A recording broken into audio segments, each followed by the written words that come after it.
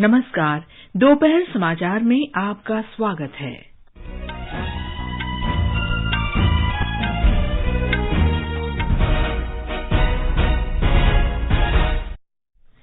Bharatiya Janata party विधायक दल का नेता चुनने के लिए दोपहर बाद लखनऊ में बैठक। ओडिशा में शहरी स्थानीय निकायों के लिए शांतिपूर्ण मतदान जारी। प्रधानमंत्री नरेंद्र मोदी ने सरकारी ई बाजार मंच जेम को 1 साल में ही 1 लाख करोड़ रुपए मूल्य के खरीद ऑर्डर मिलने पर उसकी सराहना की है। राष्ट्रपति रामनाथ कोविंद ने गांधीनगर में गुजरात विधानसभा को संबोधित किया। कहा, लोकतंत्र में जनप्रतिनिधियों की भूमिका सबसे महत्वपूर्ण। राष्ट्रव्यापी टीकाकरण के अंतर्गत 182 करोड़ 23 लाख से अधिक कोविड रोधी टीके लगाए गए। विंग्स इंडिया 2022 हैदराबाद के बेगमपेट हवाई अड्डे पर शुरू। आज विश्व तपेदिक दिवस है। राष्ट्रपति रामनाथ कोविंद ने वर्ष 2025 तक देश को तपेदिक मुक्त करने का लक्ष्य हासिल करने के लिए सभी को मिलकर प्रयास करने को कहा। खेल और युवा मामलों के राज्य मंत्री निशित प्रामाणिक ने राज्यसभा में कहा, सरकार ने खेलों को बढ़ावा देने के लिए देश भर में 1000 खेलो इंडिया सेंटर खोलने का लक्ष्य रखा। स्विस ओपन बैडमिंटन प्रतियोगिता में पीवी सिंधु, साइना नेहवाल, किदाम्बी श्रीकांत दूसरे दौर में पहुंचे। आज सिंधु का मुकाबला तुर्की की खिलाड़ी नेस्लिहान ईथ से होगा।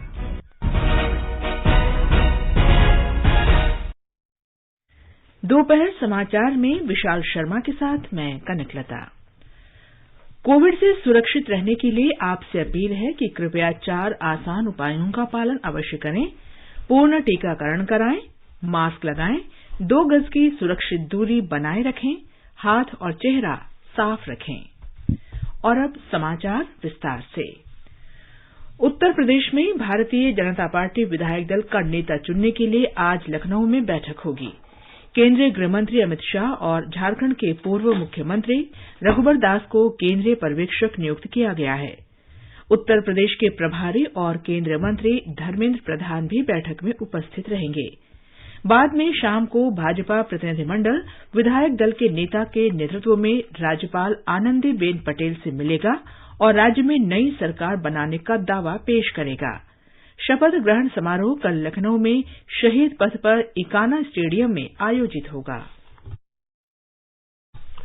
बिहार में विकासशील इंसान पार्टी वीआईपी के प्रमुख मुकेश सहनी ने कहा है कि वो अपनी पार्टी के सभी 3 विधायकों के भारतीय जनता पार्टी में शामिल होने के बावजूद मंत्री पद से इस्तीफा नहीं देंगे। श्री सहनी नीतीश कुमार के नेतृत्व वाली सरकार में पशुपालन और मत्स्य मंत्री हैं। श्री सहनी ने कहा कि नीतीश सरकार में उनका मंत्री बने रहना मुख्यमंत्री के विवेक पर निर्भर करता है। पटना में पत्रकारों से श्री सहनी ने कहा कि वो इस संबंध में मुख्यमंत्री के निर्णय को स्वीकार करेंगे। मुकेश सहनी ने कहा कि वो ये निषाद समुदाय के उत्थान के लिए अपनी लड़ाई जारी रखेंगे। इससे पहले मुकेश सहनी के नेतृत्व वाली विकासशील इंसान पार्टी के तीनों विधायक भाजपा में शामिल हो गए। 3 वीआईपी विधायकों के दल बदल के बाद 243 सदस्यों वाली बिहार विधानसभा में भाजपा के विधायकों की संख्या बढ़कर 77 हो गई है और वो 75 सदस्यों वाली राष्ट्रीय जनता दल को पछाड़कर सदन में सबसे बड़ी पार्टी बन गई है। ओडिशा में शहरी स्थानीय निकायों के लिए मतदान जारी है। 3 नगर निगमों, 47 नगर पालिकाओं और 59 अधिसूचित क्षेत्रीय परिषदों में विभिन्न सीटों के लिए कुल 6400 उम्मीदवार मैदान में हैं। इनमें 500 से अधिक अध्यक्ष और महापौर पद के लिए 5800 से अधिक उम्मीदवार पार्षद पदों के लिए चुनाव लड़ रहे हैं। पुद्दुचेरी के मुख्यमंत्री रंगास्वामी 30 मार्च को अंतरिम बजट पेश करेंगे। मीडिया से बातचीत में अध्यक्ष आर सेल्वम ने कहा कि वर्ष 2022-23 के पहले कुछ महीनों के लिए धन आवंटित करने के वास्ते अंतरिम लेखानुदान विधेयक 30 मार्च को विचार करेगी। प्रधानमंत्री नरेंद्र मोदी ने प्रसन्नता व्यक्त की है कि सरकारी खरीद ई बाजार मंच जेम को 1 साल में ही 1 लाख करोड़ रुपए मूल्य के खरीद ऑर्डर मिले हैं। ट्वीट संदेश में श्री मोदी ने कहा कि ये पिछले वर्षों के मुकाबले उल्लेखनीय बढ़ोतरी है। सरकारी ई खरीद मंच जेम विशेष रूप से सूक्ष्म, लघु और मध्यम उद्यम मंत्रालय को सशक्त बना रहा है, जिसमें 57% मूल्य के ऑर्डर एमएसएमई क्षेत्र से आते हैं। जेम ने सरकारी खरीद एजेंसियों को एमएसएमई विक्रेताओं का चयन करने का विकल्प उपलब्ध कराया है। राष्ट्रपति रामनाथ कोविंद ने आज गुजरात विधानसभा को संबोधित किया और देश की प्रगति में राज्य के लोगों और नेताओं के योगदान की प्रशंसा की। राज्य विधानसभा को पहली बार किसी राष्ट्रपति ने संबोधित किया। ये कार्यक्रम देश की आजादी के 75 साल पूरे होने का जश्न मनाने के लिए आजादी का अमृत महोत्सव का हिस्सा था। राष्ट्रपति कोविंद ने कहा कि देश की आजादी की लड़ाई में गुजरात के लोगों ने अग्रणी भूमिका निभाई। ये समारोह आजादी के अमृत महोत्सव के साथ साथ मनाया जा रहा है। ये हम सबका कर्तव्य है कि स्वतंत्रता सेनानियों को याद करते हुए देश के उज्जवल भविष्य के लिए सार्थक कदम उठाए जाएं, ताकि सन 2047 में जब हमारे देशवासी स्वतंत्रता की शताब्दी मना रहे होंगे, तब उस समय की पीढ़ी को अपने देश पर गर्व का अनुभव हो। मैं आशा करता हूं कि भारत सरकार, सभी राज्य सरकारें और देश के सभी नागरिक स्वतंत्र भारत के शताब्दी वर्ष को स्वर्णिम बनाने के उद्देश्य से मिलजुल कर विकास पथ पर निरंतर आगे बढ़ते रहेंगे। राष्ट्रपति ने कहा कि महात्मा गांधी ने न केवल ब्रिटिश शासन से आजादी दिलाई, बल्कि दुनिया को अहिंसा का रास्ता दिखाया। राष्ट्रपति कोविंद ने कहा कि गांधी जी और सरदार पटेल की भूमि को सत्याग्रह आंदोलन की भूमि के रूप में भी जाना जाता है। उन्होंने कहा कि गुजरात राजनीति के अलावा अध्यात्म, संस्कृति और अर्थशास्त्र के क्षेत्र में भी प्रगतिशील प्रदेश है। उन्होंने भक्त कवि नरसिंह मेहता को याद किया, जिनका गीत राष्ट्रपति कोविंद ने कहा कि लोकतंत्र में जनप्रतिनिधियों की भूमिका अहम होती है। समानता के उस ऐतिहासिक संकल्प को हासिल करना हम सबकी सामूहिक संवैधानिक जिम्मेदारी है। लोकतंत्र में जनप्रतिनिधियों की भूमिका सर्वाधिक महत्वपूर्ण होती है। आप सभी विधायकगण अपने क्षेत्र और प्रदेश की जनता के प्रतिनिधि हैं, लेकिन उससे भी बढ़कर यह महत्वपूर्ण है कि आपके क्षेत्र और प्रदेश की जनता आप सबको अपना भाग्य विधाता मानती है। आपके क्षेत्र के लोगों की आशाएं और अपेक्षाएं आप सबसे जुड़ी हुई हैं। जनता की उन आकांक्षाओं को पूरा करने का प्रयास आप सबके लिए सर्वोपरि होना चाहिए। राष्ट्रपति ने भक्त कवि नरसिंह मेहता को याद किया, जिनका गीत वैष्णव जन तो तेने कहिए भी हमारे स्वतंत्रता संग्राम का गीत बन गया। ये समाचार हमारी वेबसाइट newsoneir.com/hindi और हमारे mobile app news on AIR पर भी उपलब्ध हैं। सुनो ना, हाँ? सोच रहा हूँ अपना बिजनेस क्यों न बढ़ा लूं। तो रोका किसने है? हाँ? रोका तो किसी ने नहीं, पर समझ नहीं आ रहा कि मदद किससे मांगूं। मुझसे। तुमसे? तो अच्छा बताओ फिर। आकाशवाणी है ना, मैंने सुना है उसका नेटवर्क देश भर में फैला है। पर उससे मेरा क्या फायदा?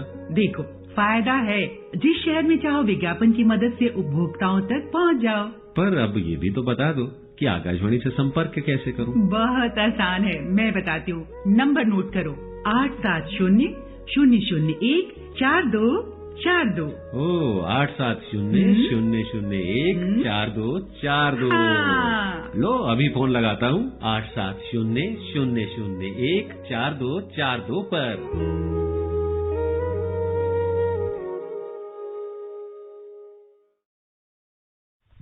दोपहर समाचार में आपका फिर स्वागत है। सरकार ने कहा है कि अल्पसंख्यक मंत्रालय का बजट 2013-14 में 3,130 करोड़ रुपए से बढ़ाकर 2022-23 में 5,020 करोड़ रुपए कर दिया गया है। अल्पसंख्यक मामलों के मंत्री मुख्तार अब्बास नकवी ने लोकसभा में पूरक प्रश्नों के उत्तर में कहा कि अल्पसंख्यक समुदायों की शिक्षा के लिए 2013-14 में 1,888 करोड़ रुपए का बजट आवंटन 2022-23 में बढ़ाकर 2,515 करोड़ रुपए किया गया है।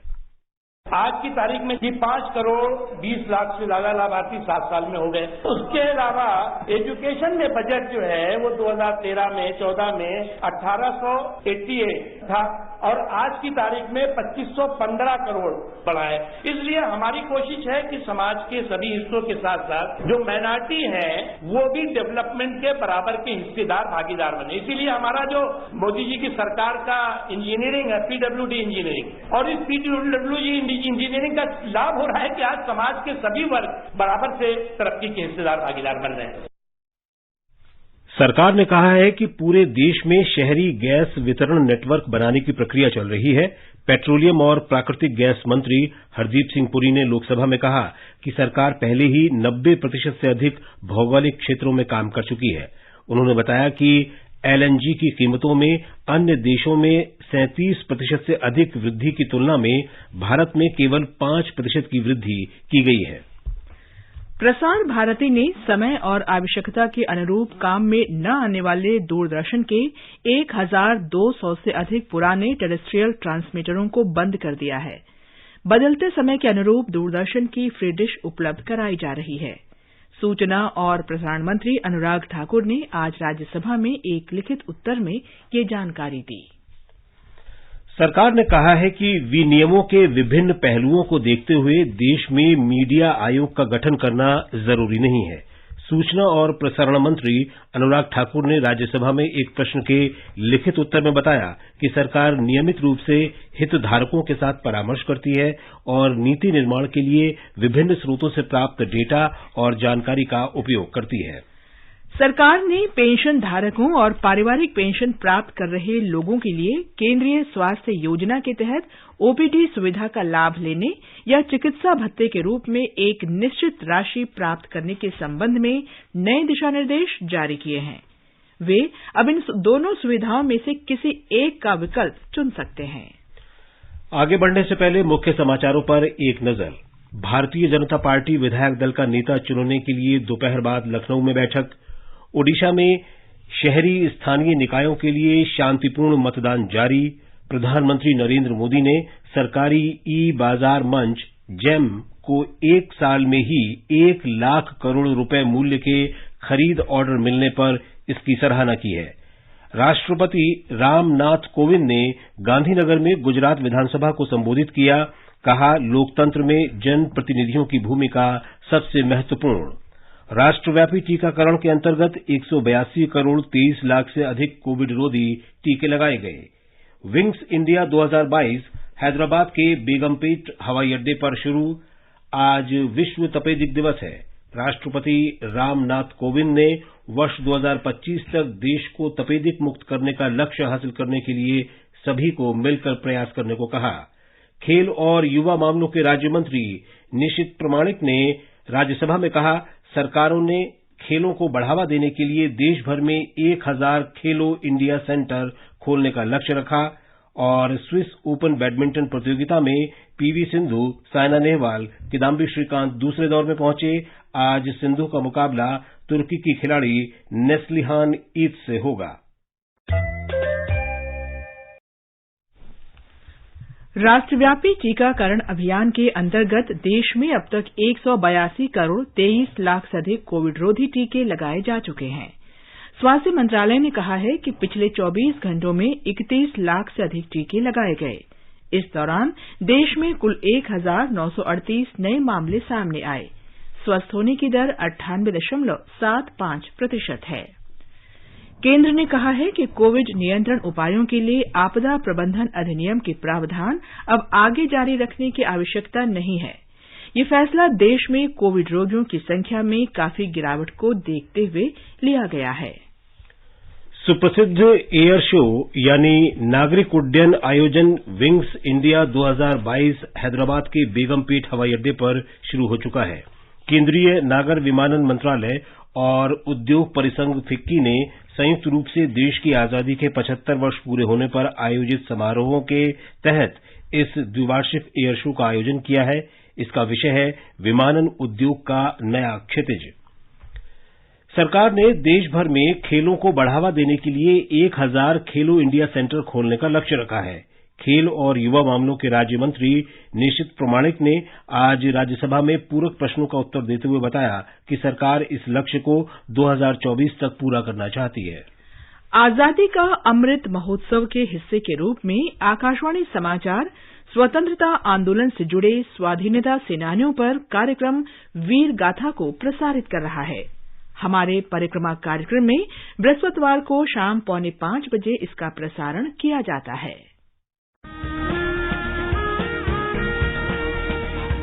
आजादी के अमृत महोत्सव के पावन अवसर पर आकाशवाणी समाचार के कार्यक्रम परिक्रमा में बृहस्पतिवार को शाम 4:45 पर सुनिए देश की आजादी में अपना अमूल्य योगदान देने वाले भारतीय स्वतंत्रता संग्राम के सेनानियों की वीर गाथा।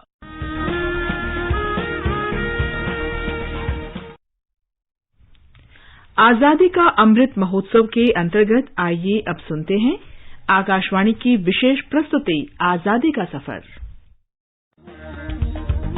आजादी का अमृत महोत्सव।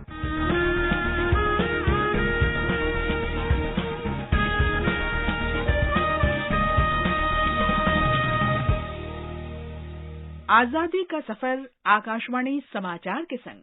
भारत का स्वतंत्रता संघर्ष आधुनिक विश्व के महानतम संघर्षों में से एक है। आकाशवाणी से हम आपके लिए रोजाना ला रहे हैं इस संघर्ष की झलक।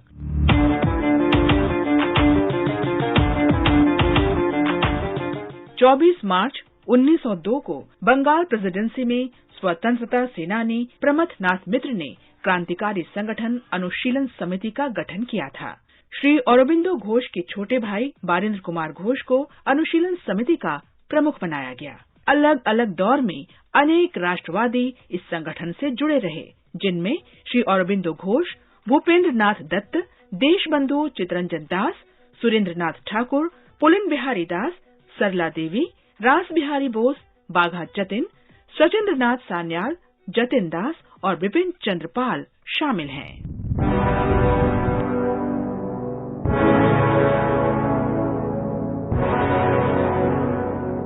अनुशीलन समिति का संबंध यूथ क्लब की स्थापना से जोड़ा जा सकता है, जो युवाओं के शारीरिक, मानसिक और नैतिक विकास के लिए समर्पित था। समिति ने भारत में ब्रिटिश शासन को समाप्त करने के लिए क्रांतिकारी हिंसा का प्रतिपादन किया। समिति की 2 शाखाएं थीं, ढाका अनुशीलन समिति जो ढाका में केंद्रित थी और जुगांतर अनुशीलन ग्रुप जो कलकत्ता में केंद्रित था। इन्हें रूस और इटली की सीक्रेट सोसाइटियों की तर्ज पर संगठित किया गया था। ये समिति स्वामी विवेकानंद के विचारों, भाषणों और लेखन से प्रेरित थी। समिति पर बंकिम चंद्र चटर्जी के आनंद मठ का बहुत प्रभाव था।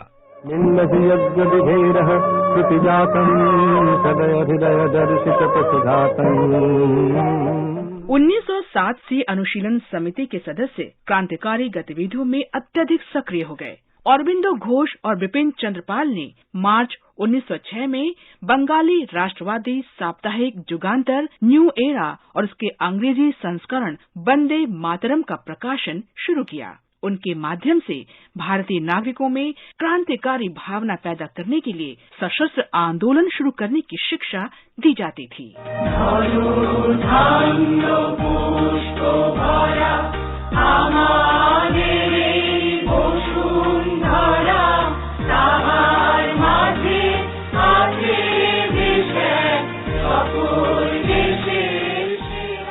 मुजफ्फरपुर में हत्या बंगाल के क्रांतिकारी हिंसक इतिहास में सबसे अधिक प्रसिद्ध घटनाओं में शामिल है।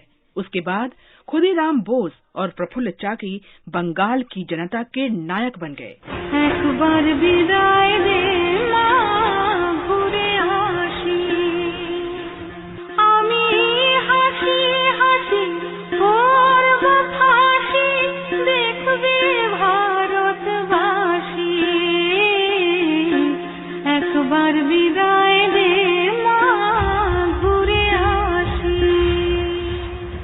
बाद में कलकत्ता के माणिक टोला गार्डन में बम बनाने के कारखाने का पता चला तथा कथित अलीपुर षड्यंत्र केस में बारेंद्र कुमार घोष पर मुकदमा चलाया गया।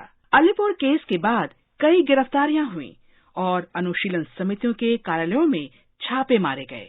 अनुशीलन समिति की क्रांतिकारी गतिविधियों से सचेत होकर अंग्रेजों ने उसे कुचलने के कई प्रयास किए।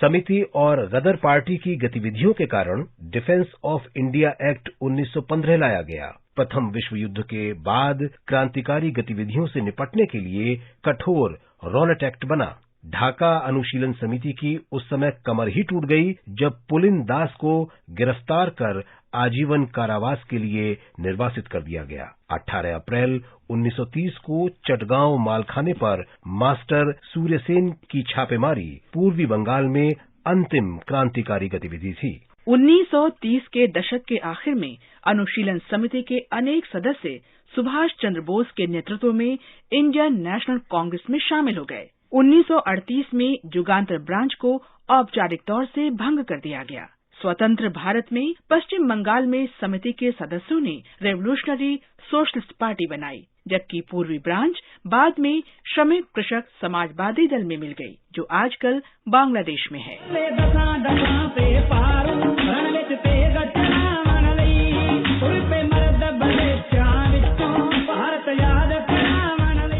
आज हम गदर पार्टी के क्रांतिकारी ज्ञानी प्रीतम सिंह का भी स्मरण कर रहे हैं। वे थाईलैंड में रह रहे भारतीयों में देशभक्ति की भावना को प्रोत्साहन देने के कार्य में संलग्न थे। 1940 में उन्होंने गदर पार्टी के पूर्व साथियों के समर्थन से इंडिपेंडेंट लीग ऑफ इंडिया के गठन में महत्वपूर्ण भूमिका निभाई।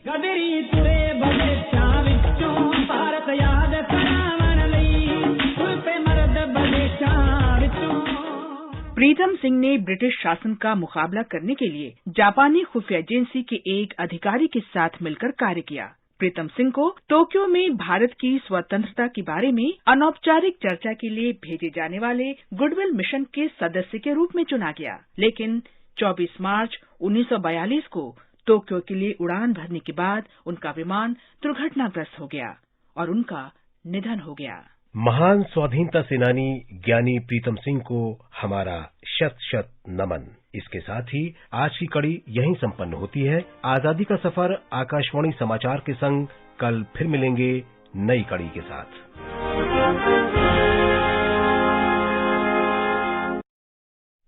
ये समाचार आकाशवाणी से प्रसारित किए जा रहे हैं। ताजा समाचार जानने के लिए आप हमारे Twitter handle @AIR News Hindi को फॉलो कर सकते हैं। हर मत का महत्व बताओ, आओ अपना हुनर दिखाओ। भारत निर्वाचन आयोग द्वारा आयोजित मतदाता जागरूकता प्रतियोगिता में भाग लें। लॉग ऑन करें voterawarenesscontest.in पर और प्रतियोगिता की विभिन्न श्रेणियों क्विज, गायन, स्लोगन, पोस्टर और वीडियो मेकिंग में दिखाएं अपनी रचनात्मकता। प्रतिभागी अपनी प्रविष्टियां 31 मार्च से पहले voter-contest@eci.gov.in पर भेजें और जीतें ढेर सारे इनाम।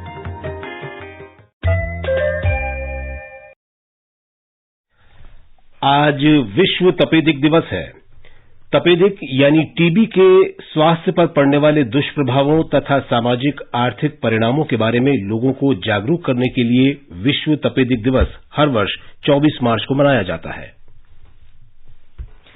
राष्ट्रपति रामनाथ कोविंद ने 2025 तक भारत को तपेदिक मुक्त करने का लक्ष्य हासिल करने के लिए एकजुट प्रयास करने की आवश्यकता पर बल दिया है। एक संदेश में श्री कोविंद ने तपेदिक रोग से मुक्त होने वाले ऐसे व्यक्तियों को बधाई दी जो स्वयं स्वस्थ होने के बाद अन्य लोगों का मार्गदर्शन कर रहे हैं। स्वास्थ्य मंत्री मनसुख मांडविया ने 2025 तक भारत को तपेदिक मुक्त कराने का देश का संकल्प दोहराया है। विश्व क्षय दिवस के अवसर पर एक ट्वीट में श्री मांडविया ने कहा कि गुणवत्तापूर्ण स्वास्थ्य देखभाल और अत्याधुनिक उपचार तक पहुंच कायम करते हुए ये लक्ष्य हासिल किया जाएगा।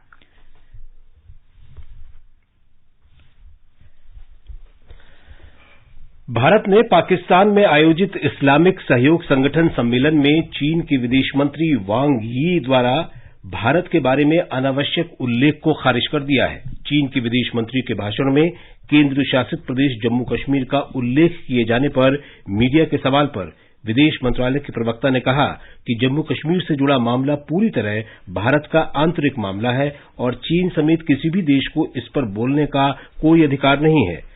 प्रवक्ता ने यह भी कहा कि भारत अन्य देशों के आंतरिक मामलों में कोई टीका टिप्पणी करने से बचता है। संयुक्त राष्ट्र महासभा में आज 90 से अधिक देशों के समर्थन से लाए गए उस प्रस्ताव पर मतदान कराया जाएगा जिसमें रूस पर यूक्रेन में मानवीय संकट को बढ़ाने का आरोप लगाया गया है। प्रस्ताव में दुश्मनी समाप्त करने की मांग की गई है। रूस ने इस प्रस्ताव को अपने खिलाफ बताया है और प्रस्ताव के समर्थकों पर आरोप लगाया है कि वे जमीनी स्तर पर मानवीय स्थिति को लेकर चिंतित नहीं हैं, बल्कि वे इसका राजनीतिक लाभ उठाना चाहते हैं। सुरक्षा परिषद के प्रस्ताव बाध्यकारी होते हैं। महासभा के प्रस्ताव कानूनी तौर पर बाध्यकारी नहीं होते, लेकिन अंतर्राष्ट्रीय राय दर्शाने में मायने रखते हैं। प्रधानमंत्री नरेंद्र मोदी इस महीने की 27 तारीख को सुबह 11 बजे आकाशवाणी पर मन की बात कार्यक्रम में देश विदेश की जनता से अपने विचार साझा करेंगे। ये मासिक रेडियो कार्यक्रम की 87वीं कड़ी होगी। लोग माईगॉव, नमो ऐप पर अपने विचार और सुझाव साझा कर सकते हैं या 1800-117800 डायल कर इसके लिए अपना संदेश रिकॉर्ड कर सकते हैं। फोन लाइनें कल तक खुली रहेंगी। भारत के प्रमुख बैडमिंटन खिलाड़ी पीवी सिंधु, साइना नेहवाल, किदाम्बी श्रीकांत, पारुपल्ली कश्यप और अश्मिता चलिहा कल स्विट्जरलैंड के बासेल में स्विस ओपन सुपर 300 बैडमिंटन प्रतियोगिता के दूसरे दौर में पहुंच गए। अगले दौर में सिंधु का मुकाबला तुर्की की 30वीं वरीयता प्राप्त खिलाड़ी नेस्लिहान ईथ से होगा। Indian Premier League Tata IPL 2022 के 15वें संस्करण की शुरुआत शनिवार से हो रही है। इस संस्करण में 4 प्लेऑफ के लिए 10 टीमें प्रतिस्पर्धा करेंगी। आईपीएल के सीजन के लिए बीसीसीआई ने 2 नई टीमें लखनऊ सुपर जायंट्स और गुजरात टाइटंस शामिल की हैं। आज का संस्कृति संदेश समर्पित है सूरजकुंड मेले को।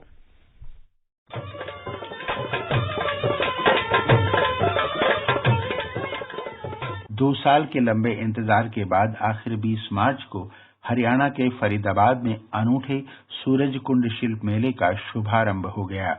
हरियाणा के राज्यपाल श्री बंडारू दत्तात्रेय ने 20 मार्च को फरीदाबाद में 35वें सूरजकुंड अंतर्राष्ट्रीय शिल्प मेले का उद्घाटन किया। इस अवसर पर उन्होंने कहा कि देश की हस्तशिल्प हथकरघा परंपरा को प्रदर्शित करने वाले इस मेले में उपस्थित होना किसी के लिए भी गर्व की बात है। मुख्यमंत्री श्री मनोहर लाल खट्टर ने मेले के उद्घाटन समारोह की अध्यक्षता करते हुए कहा कि हर वर्ष इस मेले का आयोजन एक थीम स्टेट और एक सहभागी देश के साथ किया जाता है। इस वर्ष मेले का थीम स्टेट केंद्र शासित प्रदेश जम्मू एवं कश्मीर और सहभागी देश उज्बेकिस्तान है। उज्बेकिस्तान के राजदूत श्री दिलशाद अखातोव ने अपने संबोधन में कहा कि सांस्कृतिक, पारंपरिक और आर्थिक संबंधों को और मजबूत करने के लिए हमें इस मेले में आमंत्रित किया गया। इसके लिए हम भारत सरकार और विशेषकर हरियाणा सरकार के प्रति आभार व्यक्त करते हैं।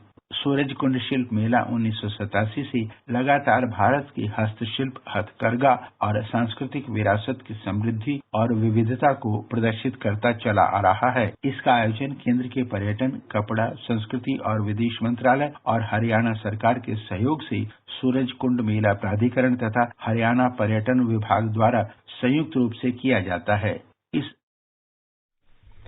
और अब एक नजर आज के मौसम पर। राष्ट्रीय राजधानी दिल्ली और मुंबई में आसमान साफ रहेगा। चेन्नई और कोलकाता में बादल छाए रहने की संभावना है। उत्तर में जम्मू, श्रीनगर और मुजफ्फराबाद में आंशिक बादल छाए रहेंगे। लेह गिलगित में आंशिक तौर पर बादल छाए रहेंगे और 1 या 2 बार बारिश होने की संभावना है। अंत में मुख्य समाचार एक बार फिर। भारतीय जनता पार्टी विधायक दल का नेता चुनने के लिए आज लखनऊ में बैठक। ओडिशा में शहरी स्थानीय निकायों के लिए शांतिपूर्ण मतदान जारी। प्रधानमंत्री नरेंद्र मोदी ने सरकारी ई बाजार मंच जेम को 1 साल में ही 1 लाख करोड़ रुपए मूल्य के खरीद ऑर्डर मिलने पर उसकी सराहना की है। राष्ट्रपति रामनाथ कोविंद ने गांधीनगर में गुजरात विधानसभा को संबोधित किया। कहा, लोकतंत्र में जनप्रतिनिधियों की भूमिका सबसे महत्वपूर्ण। राष्ट्रव्यापी टीकाकरण के अंतर्गत 182 करोड़ 23 लाख से अधिक कोविड रोधी टीके लगाए गए। विंग्स इंडिया 2022 हैदराबाद के बेगमपेट हवाई अड्डे पर शुरू। आज विश्व तपेदिक दिवस है। राष्ट्रपति रामनाथ कोविंद ने वर्ष 2025 तक देश को तपेदिक मुक्त करने का लक्ष्य हासिल करने के लिए सभी को मिलकर प्रयास करने को कहा। खेल और युवा मामलों के राज्य मंत्री निशित प्रामाणिक ने राज्यसभा में कहा, सरकार ने खेलों को बढ़ावा देने के लिए देश भर में 1000 खेलो इंडिया सेंटर खोलने का लक्ष्य रखा। इसके साथ ही दोपहर समाचार का ये अंक समाप्त हुआ। नमस्कार।